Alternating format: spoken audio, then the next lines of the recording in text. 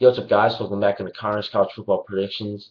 Last week I went 3-1. I lost the Notre Dame Arizona State game, but in my last 11 picks, I'm 9-2. So I'm hoping to continue that good luck into this week's picks. I have a slate of 4 games picked out for you. So let's get started with that right now. First off, Northwestern versus Wisconsin. Now, I was really impressed with Northwestern last week. Just came up a little bit short to Ohio State. But I never realized how much of a versatile offense they have, led by Kane Coulter. Kane Coulter can do almost anything on the offensive side of the ball.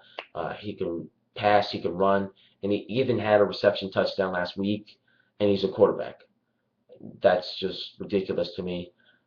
Now, I think as a Big Ten team, the only way you can beat Northwestern is to outscore them, and I don't think that Wisconsin can do that. They are 78th in the country in red zone offense, which isn't that good, and Wisconsin, who is known for their rushing attack, only had 104 yards against Ohio State. So their rushing attack can be stopped. That's what I'm trying to say here. I'm going with the Wildcats, and they bounce back after a hard loss to Ohio State. Next up, we have Oregon versus Washington. Now, Oregon has put up 55 points or more in all of their games this year. That's crazy. They're third in the country in rushing yards. And this is key because Washington, even though they are fantastic at stopping the pass, they're nowhere near as good when it comes to stopping the run. They're 45th in the country in that category. So, like I said, that's key. Marcus Mariota is not only getting it done in the passing game, but also in the rushing game. He has 21 total touchdowns and a big key, 0 interceptions. And with the schedule that Oregon has, you cannot afford to give up turnovers like that. And Marcus Mariota is not. That's why he's considered the Heisman frontrunner by many this year so far. So he's a key part in this game also. Now, I thought this was just ridiculous. Oregon is second in the country in points allowed.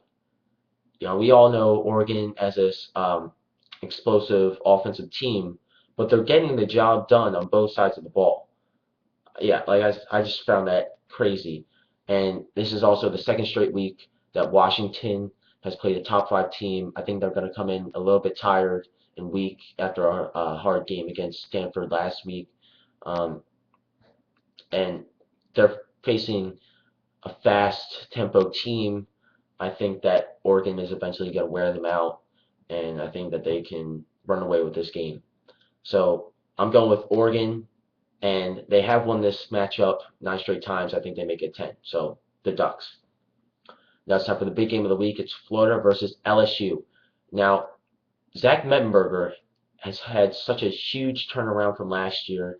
Against Georgia, he had 372 yards, 3 touchdowns, and 0 interceptions. So he was fantastic. That was in a very tough place to play in Sanford Stadium for Georgia. So he's definitely going to be a lot more comfortable, I should say, at home this week. And also in that Georgia game, LSU was 10 for 15 on third down conversion. So if they can keep that up, converting on third down, it can really start to wear out a defense, especially this very good Florida defense. So I think that's going to play a big role in this game. Also, Florida's quarterback, Tyler Murphy, is a little bit inexperienced, hasn't started the game before this year. This is his first big test, and it's in one of the most hostile environments in the country. I just don't think that he can handle it that well. And LSU did lose this game last week. I'm sorry, I can't talk. They lost this game last year. That's what I meant to say. So this is going to be a little bit of a revenge game for them. So I'm going with the Tigers at home.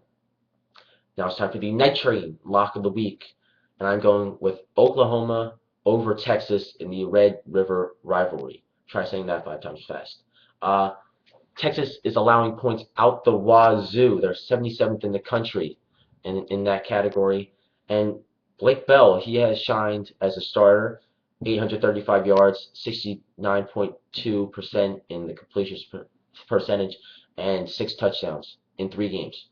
So he's doing very well. He's stepped into the starting quarterback position very well. And even though Texas won last week against Iowa State, they were outgained in total yards by 100 yards. So you just can't afford to do that.